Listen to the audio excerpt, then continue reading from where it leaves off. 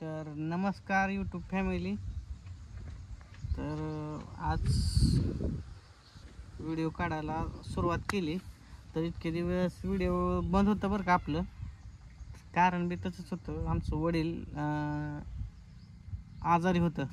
एक 3-4 महिने एकाच जागेला होतं, त्यामुळं काय आम्ही व्हिडिओ काढू शकलो नाही. आणि लय आजारी होतं, म्हणजे असं काय त्यांना चाला येत नव्हतं, एकाच जागे होतं. समजा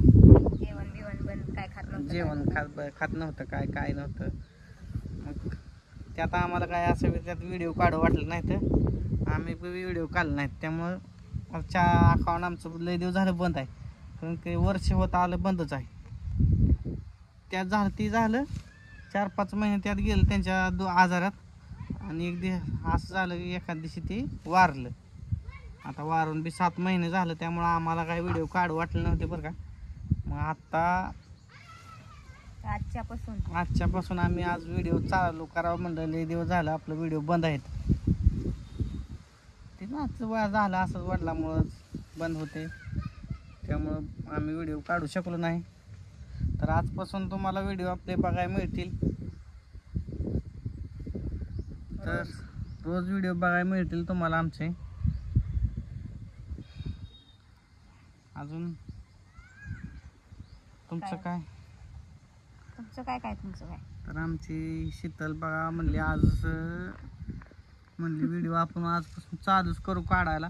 असं गावात बी मला लय जण म्हणत होते, आज तुमचे व्हिडिओ दिसत नाहीत. इंस्टाग्रामला बंद आहे, समजा यूट्यूबला बंद आहे. म्हणजे आम्हाला काय झालं, व्हिडिओच काढू वाटलं नाही तर. कारण की वडीलचे 5-6 महिने आधी आजारी होतं, त्याच्यामध्ये गेलं. त्याला काय एका जागेवर नाहाला येत नव्हतं, काय नाही. दवाखान्यात 2-3 महिने, 1 महिनाभर होतं दवाखान्यातून घरी माघारी झालं नाही तर म्हणा. आणि परत नेल्यावर तर दवाखान्यात माघारी झालं नाही तर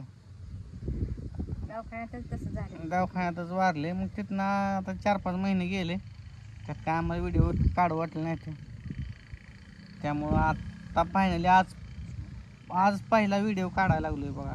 एक यूट्यूबला तो वर्ष झालं बंदच आहे, इंस्टाग्रामला बी बंद आहे, यूट्यूबला बी बंद आहे. मग म्हणलं आज आपण व्हिडिओ काढायला चालू करू आणि आपल्या यूट्यूब फॅमिलीला सांगू आमचे व्हिडिओ का बंद होते.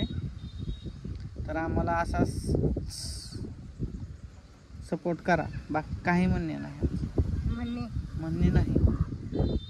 तर हे आमचं मोत्या देखील उभा राहिला.